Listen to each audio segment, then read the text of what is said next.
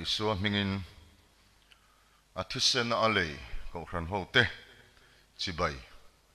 kan buk chewa zan ina hei life in sermon kan han tile ani a ko ran hoten lok na kan chang zela Malaysia a ko ran ho chau ni lovin hun ranga unau ten malsom nang lo dong vezel boka alom tak zet ani ti chuan thuma kan nei ve lokanga tun hunah hian mahni in chhung atanga mahni in pui thiam chopa pathian pol na hun kan lo thleng chowa COVID-19 awangin Mizorama te po le hun ranga hei hi tharau lama mal som na kan don na nar ani a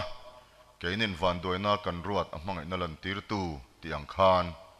alom em ani ti chuan abela chu pui thiam saber ti ila kan soi so lovanga mani in pui thiam chopin lalpa chibai an lo bu ka novate abrahamate ti khana kal chho zela Israel fa te po anwa ya pui thiam ni turin lalpan akova chu Exodus bungsom pakua a kan mu ani ti chuan anwa ya pui thiam ni tura ko nima selangin Mosian dan sompe ka hanlak chungin aron hovin milem an lo bia a ti chuan Mosia ron chuk thale thin rim chuan dan sompek te vom ke a rod dipa tuinen ti chuan Israel fa te po in tira lalpa lama tanga piang lo chuak rawatia levia chi te an lo chuaka chumi tum chuan Israel mi pui sang thum lai den hlum an ni ti chuan Exodus bungsom pakua a anwa ya pui thiam ni tur lalpan a ko kha a khar ta a levia chi te chau pui thiam ni na kha Israel fa ten milem an lo bia awang khan Israel fa levia chi te chau pui thiam ni na kha lalpan a petani chu atira pathian ruah mandan ani lovah atir taka pathian ruah mandan chu anwa ya pui thiam ni tura ko kha ani ti chuan thuthung aron thara lali suwa thisena alei zong atlante pathian fa te chu kan va yin pui thiam ni na atira Exodus bungsom pakua a pathian ruah man ang chia khan kan va ya pui thiam ni na lalpan min lo pele ta a kan serle sang te ceremony te han khoi tu bi ka kan ruat pastor te an thri na heng he thalutuk a kan soi sel ni lovin kan va yin pui thiam athisen alei te chu kan ni thu peterana soya thupuan bungkhat poina soya khole tu ya le pui thiama thisena wanga siam vek kan ni a chuwang chuan tu te poin father emo pastor emo khatiang kaltlang lo khan direct in lali suwa thisen zara pathian biak po theina kan nei ta veka mani in chunga pathian chung kwa in chibai buk na hun tha lalpan min siam saka nga yila tharaw lama mal som na tam tak zoram hun rang biak in khar na awang te hian ko ran ho ten mal som na thar kan dongang ti ka ringa chung te chu kan soi du ani chuwang chuan mimol te po ni ila mire thei tak po ni ila kan va ya thisen zar pathian biak po thei na kan nei ti hi hria ila in tong trai pui ton na te asual lovah atha em ma se pastor evangelist lalpana ami man tak ten pathian an bepop thei ang tho khan athisena alei pathian fa te chuan pathian biak po thei na manin pui thiam chopin kan nei thei vekani ti kha hria ilangin atha ange chung te chu kan tun lai boruak mila thuma kan nei du te chu ani a ti chuan tun hunah hian ti tak zeta tharawa pathian chibai buk tu lalpan a zong ti lali suan soya zone ziak bung lia tharau le ti tak zeta tharau le thu takapa chibai buk hun ani tak zet tun hi tong trai hun ani tharawa tong trai hun chu bet sin thiam taka asak kha khang hla te kha tun hunatan hian apoi mo em ani ti te kan soi du ani ti chuan tun hunah hian Christian in ti te zinga hian Christian tak tak ni pei lem lo lali suwa thupek zom lo thole Christian nun nei na akal tlang lo sa khuana kora mang mai tharau thialim chen chil na tak tak chang lo Christian lem Christian thel Christian lek kan lo tam ta hle a kum zabi som ni nu a thil ho om lo thleng tur William Butana alo soite hei kan tong chho zela tharau thialim tel lova sa khuana te Krista tel lova pian thar na te hremhun tel lo van ram te pathian tel lo politics ati te tun hunah hian kan thleng chho me kani hun mora kan om to a chuwang chuan tuna COVID-19 lo thleng te hi naw ve tran tir na ang deuh te poina ngai theia ai te chin na ang devin chuwang chuan mithianghlim lawr ti hi Bible chuti dotin ain ziak lovah ain zia dana chuanin ko hran ho seng chho chuti dot po chunen ziak lovah lali so Krista nun nei tu dik tak te mo lalpa nge chu au thom nen van ti ro chu nung ber onen pathian to trodri ne na local hunah lalpa athi to te chon thoma sanga ke ni nung dam lo lo om renga te hi boruaka lalpa tok turin chhum zinga lak chhovin kan omang lalpa muak turin chhum zinga lak chhovin kan omang ti kha kan mahuna hian hei a thleng chho me kani a ti chuan sakol lo lan ma in ti triau tu ten om zol nei daniel soi kha mun thianghlim ading in mu hunah chuan a chiara pian om zia khero se lali suan alo ti hun po kha a thleng chho dona Jerusalem temple khu an sange nge dona khuta khuan ti triau tu ten om zol nei daniel soi kha chu chu sakol chungchâng soi na ni a chung te chu adin lo na tur mun thianglima ala ding nge dona ni heng khil lok na thu te hi mitam takin kalsual nan te an lo man thin awangin mitam takin heng hi kan ngai ven lo thina Krista chanchin tha simple gospel hi atoke kan ti ani cross khen be thu chu alai mu alai pui ani tur ani a khen be thu chanchin tha chu kan tuipui ber tur ani amaro chu ring tu te kan nun alo nge theina tura kan malam be sei chan kan mahun lo thleng tur pathian thuina min khil te hi ngai ven tel tur ani a rin na konga kan than lena pathian khongai na kan than lena kan rin na te so nge ani theina turatan kan mahun tur Bible-ina alo soi te hi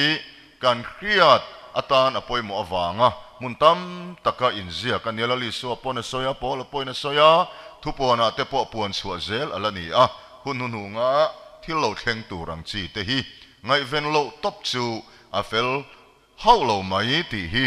horan ho ten kan khriat apoi mo em ani ti chuan zanina hian mithianghlim lawr chungchâng hi thucha poimo tak mai hi han puan chua kadua thui tak kan soi lovanga lalpan remati chuan atu langin kan chhun zomanga zanina chuan thui lutuk soi katum lovah mithianghlim lawr chungchâng hi pathian pol ho na turatan kan mangdon ani kan soi to angin mithianghlim lawr hanti chu lalpa nun tak nei tu te lak chowa omna soi na ni trong kam dang soi chuan kan soi to angin ko hran lak chho ko ran seng chho ti te bopuiin a soi thei ani hemi chungchanga hian Christian tam tak ten riat fu lo kan neya chung te chu zana hianin chin fel kan han tum don ani pathian thu lo ngai tha ila chanchin tha Matthaia zia chanchin tha Matthaia zia bung som ni le pali chang som thum pasari atang hian kan cher tha ange tin novadam lai ang bawk khan Mihring Fapa lo kal lehna chu ani ang Chûng ni tuilêt hmate chuan novalonga alu ni thlengin an eiin an bara nupui pasal an innei thin tui alo le ta an za alak bo vek ma lo chuan engmah an lovah Mihring Fapa lo kal lehna chu chutiang bawk chuan yang Chumi hunah chuan lovah mi pahnih an omanga pakhat chu kal bopuiin a omanga pakhat chu hnutchhiahin a omanga Hmeichhe pahnih bu rawt som na a bu rawt somin an omanga pakhat chu kal bopuiin a omanga pakhat chu hnutchhiahin a omang chang somli pahnia thupui mo tak mai ngai ven tur om chuti chuan ngai ven rawh engnia nge in lalpa alo kaldon in khesi lo nima sele hi khero ru alo kal hun tur innei tu in khria sela avenga nga a in are po tir lovang chuwangin nang ni po in ring rengin om ro in rin lo hunah Mihring Fapa alo kaldon si a lalpan atu thianghlim atharin malmin som sakro se le unau te u mi thianghlim lawr ko khan lak chho a hian mi tam tak chuan ring tu thiam chang pathian fa to phot chu a hu hovin min seng chho huk dona ngai na kan nei thina ma se unau te u chu chu ni in alang tlat lo mi pahnih bu an deng anga pakhat lak bovin a omanga pakhat hnutchhiahin a omang tia hian a seng chowa hi piang thar hnutchhia om hi piang thar lo angin kan khe thina ma se hei hi ani lo hmel tlat unau teu mi soi lo anga soi ka cha ka wanga mani in pholan le rawpui du awanga hei soi kanilo pathian thu fim khur taka kan zirlo awanga kan khiat thel ni nge in alang thlatani pakhat hnutchhia pakhat lak bo ti hi piang thar le thar lo soina angin kan lo ngai thina ma se anilo tlat ti hi athua chiang hle mai a chan chu lo chi kang che kan chiar nun le nge o chuti chuan ngai ven ro tu te hne na nge ngai ven ro ti ring lo mi te hne na mo ani thei tlat lo chu chu ring lo mi te hne na ni lo eng nia nge chang somli pahnia bu Matthaia ziak bung som ni le pali chang somli pahnih thuni eng nia nge in lalpa lo kaldon in khesi lo kha in lalpa atitlat eng nia nge in lalpa lo kaldon in khesi lo in lalpa atia wang hian ring lo mi kha huap thailo re reng he thu hian kan lo chik lo mai lon in lalpa atitlat chuwangin ring to tu lal I suwa ring tu te hne na ani ngai ven ro eng ni ange in lalpa lo kaldon in khasi lo chuwangin he thua hiani suan piang thar le thar lo soi lo ti hi achiang tatlat mai ni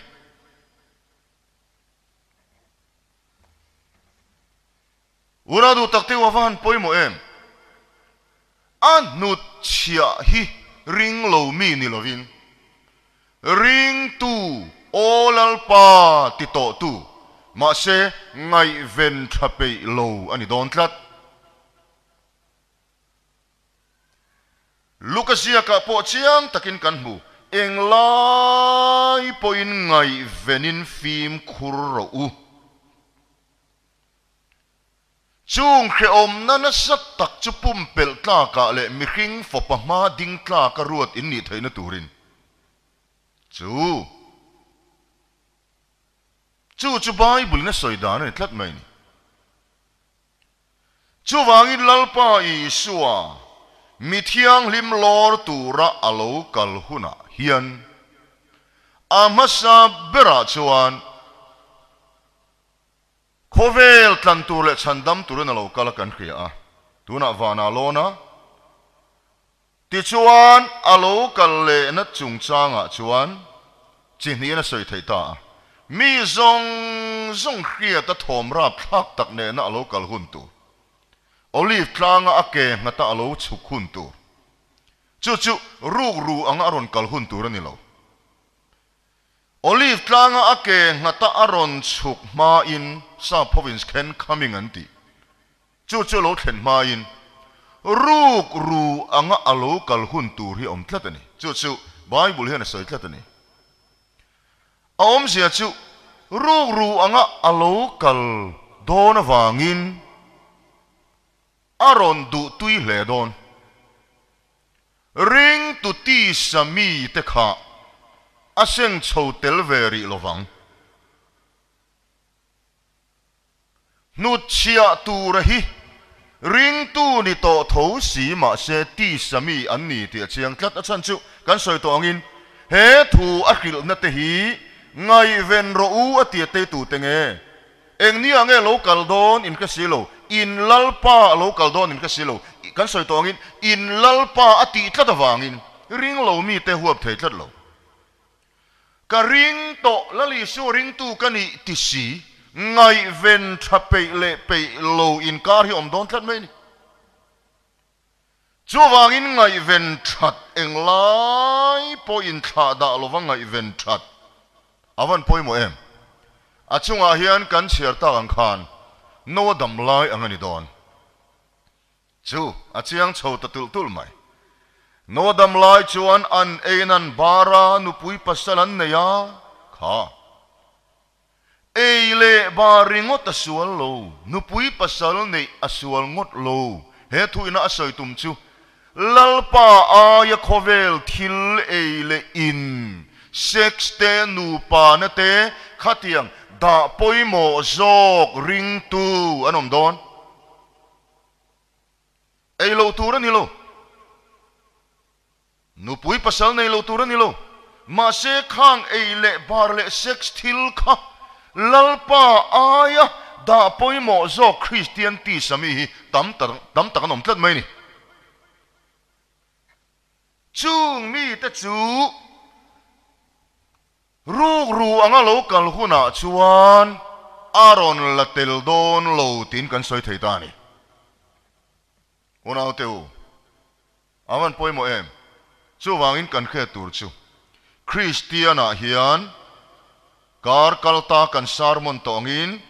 ne tu le ne om Christian an oma ne tu Christian khovel mangai lo ma ni nun hum him du lo an oma ne lo tu Christian ma ni nun chan phal lo khovel ne na in cho pol ring tu lalpa ta na mi hlang ni tu mia lo in thada takanung ngai ven thape lo ne lo tu Christian ti samian om tlat ti chuan kan khia tur chu ring tu te a hian ne tu masa an om dona ne tu hunung an om don heng Christian ti sami ru anga local hunah aseng chho ve lo tur te hi chatuan mei dilan tla donem don lo ne tu hunung an ron ni don sakol ti du da na an ron to hunah chuta chuan ne tu an ron ni ve don mà sẽ chút ta nè tu ron nị chú à hảo tắc đón lưu tục anh chú vào chú nè tu mất sa ni tu rin tu na hiền cả nín buat say ang ai ta nè tu mất sa ni tu rin chú vàng in thil đăng zong zong covel thil ấy lệ bà râu bụi nó lệ mồi nó zong zong ai à lal i suwa kan da poi mo zo khi a hun tak zeta chú vàng in lal pa ta na ra masan om don lal pa ta na ra nun hungan om don ne tu nun hungan om don ra masa chuan lubik don beram no ta na ra masa thupon bung som palia pokan mu kha thil re ron thar masa ra masa chu aman po ato a lubik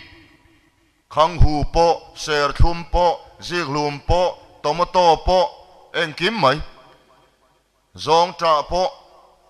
ron thar masa hi aman ato zel beram no ta na ra masa nom don chu chu ne tu masa ten ni o voin ne ring tu khovel mangai lo eile bar nupui pasal aya lalpa da poi mo zo Chûng mi te chu ne tu masa an ni dona beram no ta na ra masa ni dona Chûng mi te chu ru nga lo kal hunah chu na seng chowanga Christian ti sami ring lo mi ni lo Christian ti sami ngai ven thape lo chuan hnutchhiahin don la li so na soitlat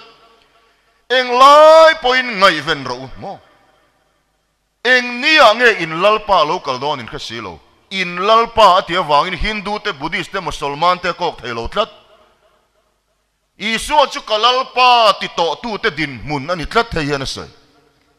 chu wangin Christian ngai ven thape lo chu beram no ta na ra nu ngan ni don sakol the great tribulation hunah rap thak el tiang lo thlen hunah Christian ti sami te hi chu har sat na mang chuan ne tuan ron ni ve don chau hei chiang takin lalpan min pe a chu wang chuan phur luta soi ka ni lo kum tam tak ka chunga hian mung to he thu tak dik zik kluak hi dik tak chuan puang chuak lovin ka om renga tun hun hi chu a hun ta hle in ka khia khovel pumpuya Christian te hian kan mamo ani ring tu piang thar isu chu kalalpa ti to tu korin bung som le pahnih tharau thianghlim atang chau lo chuan tu mani su hi lalpan ti theilo watia isu chu lalpa ti to si khovel ngai na tlat ngai ven thape mi alo Christian ti samian om tlat Chûng mi te zok chuani an hnutchhiahin don ni a chiang ni lo mi ngai ven tura ti hiring lo mi ani lo ti a chiang ni lo mi eng nia nge in lalpa lo kal don in khalo ti a chiang ni lo mi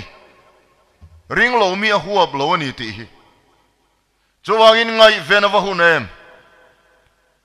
damla ya mi ho sa thi nual la zarani thang tu te chu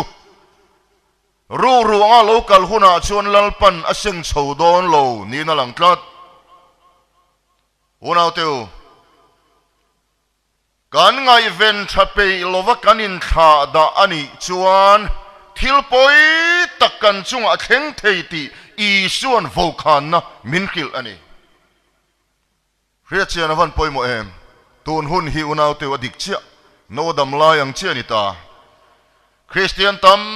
takte po in lalpa aya thil dang eile in sil le fen moi na khovel ro pui na sum le pai sex kan da poi mo zok hun theng ta tlat mai tu hunah hian Christian ril ru fim tak pu angai ven thatpe te chu an ni hlo don tora hian Christian tam tak ril rui a fim tlat lo khovel thil hian min ti nutlat khovel mangai na hian kan lut na salutu chatuan mei dila itlang ti na ni lo lali su ti senawang thiam chang to ti Jerusalem thara chon kan lut vek don ma se ne tu masa beram no ta na ra masa te zinga voin ne Christian ti sami hi antel thei don lo ke soya ni lovah lali so soy ni tlatani riết chia na van poi mo em chuwang chuan ne tu masa te chu bu min masa ngan ni a ring tu te bu anga min te khin na pom bu min masa le bu min hunung bua hian a min masa om tlat a min hunung om tlat a min hunung po bu tho chuwang chuan ne tu hunung an om don tlat sakol lal ramalo thlen huna ne tu ron ni tu Christian ti sami anom don tlat mai ni bu min kim ni angai ta tu huna hian bu min kim chu heti hian kan soi fe theyang a chunga tu yom to lo a rawh vek ti na tui chuan khovel thil en tir bu min kim lo om zia chu a chunga tu ya la om ti na chumi om zia chu ring tu ani to bu tak chu ni to tu ya om tlatawangin khovel ngai na a min kim ve na tur hun chu sakol lal ram huna kheom na na sat tak hun lo thlen huna beram no nun na bu ming ziak to reng reng chuan sakol kha chi ben buk don chuang lo ta khan ne tuan ron ni vele tho don ma se ne tu nu nu ngan ni dona beram no ta na ra ma san ni don lova a hlut bik na khan nei don lo ani ne tu nu nu ni chu a hau tak le don ani ma se chin chia tla dang chakan soi to ang khan lali suwa ti sena atlan pathian fa ni to te reng reng chuan nakina sakol lo lan huna po sakol chi bai hian buk don lo khim khim lalpan sakol ti du da na tur tura a hnutchhiahin chu an min kim ve na turin tunat ring tu ti sami te hi an ron min kim ve na tur zokin sakol hun kha an pal tlang lalpan remati don ti na ni chu chuwang chuan tun huna hian bu min kim ni tura lalpa ne na kanin tuk lu hi hun tak zeta una teu engzona nge kal min kim lo keima hian hel ala omem thuoi lo na ala omem kala sak tel tulem kala ku tel tulem ka nipem ka nem tha em ka dup tha em ka zor tha em ka thin lungi lalpa la ka helem ka nuna nemem ngai dam na ka neem chung zong chu in ngai tu chian a hun ta chuwang chuan ru anga allo kal hi nai to le ni na lang tlatani tu na hin inti thailamani lo dispensation ngun takazirin le tun lai khovel om dan han thlir hian Donald Trump US president in Jerusalem Israel te khopuya apuan tan tang khan thili ain mung chova in do pui te po hi Donald Trump hun la hian a chuak lovang tia soi thailo in do pui lo thlen chuan tra ma tla anga chunga tang chuan thil hi aron om chho ul to anga ti trio to ten om zol ne Daniel soi kha a nai le don ani sakol lal ram lo lan hun hi chuan heng sakol ti mai ngai ven ngai lo ti ringot su tun huna hian e nau ve hi an chan tlat to ni ngai ven a hun tlat to ni chuan tun huna hian engzona nge kalan min lo keima hian engzan nge tui la om khovel ngai nat nei engzan nge keima hian la om kanem tha em ngai dam na thin lung kapu em lalpa ne na kanin lai chin na atha em ti hi khon takin in ngai tuang u lalpa ne in lai chin na tha tak ne ya bu min kim kan ni theina turin lalpa ne na in tulu tang u lalpan athu kan soi malmin som sakro se amen tong trayang lalpa du tak leile van lalpa zan ina hian thu cha poimo tak mai puan chua alo ni ta ring to tam takina kan khiat dan fu tok lo te puan chua lo ni ta pakhat hnutchhia pakhat lak bo khum pakhata mi pahnian muanga pakhat hnutchhiahin pakhat lak bo ani yang lowa pahnian fenga pakhat hnutchhiahin pakhat lak bo ani yang buro somna mi pahnin buan denga pakhat hnutchhiahin pakhat lak bo ani yang ti hi ring tu le ring lo tu angin kan lo ngai thina ma selal pa nang chuan ngai ven ro eng tika ange in lalpa lo kaldon in khasi lo ititlata chuwang chuan Hindu te Buddhist te Musulman kan ti ring lo mi te huap lo ti nangma ngei ni soyani chuwang ring tu ni si ngai ven thape lo Christian ti sami te chu ru angai lo kal hunah hnutchhiahin niang sakol lalram hunah anron min kim ve chowanga ne tu anron ni hnunung dona beram no nun na buam mingzia to an nia wang ro chuan sakol chibayan buk don to chuang lovah chu sakol ti du da na mang har sat na mang chuan min kim turin lalpa ibu sai don ani ti chuan ne tu hnunung min hnunung ni lovah ne tu masa min masa ni turin tun hunah hian pathian fa te min ko ani chuan min masa ni tura lalpa ne na in tuk lu sual sim tak zet apoimo zia puan chua om te kha ngai thatu zong tu na ngai thatu le ngai khale zel tur te tan mal min som sakin khriak min thi sakang che a kim lova puan chua hi kim chang zo ke ni mi te hne na min khiat fia ti rang che lali suwa mingin kan di la che amen.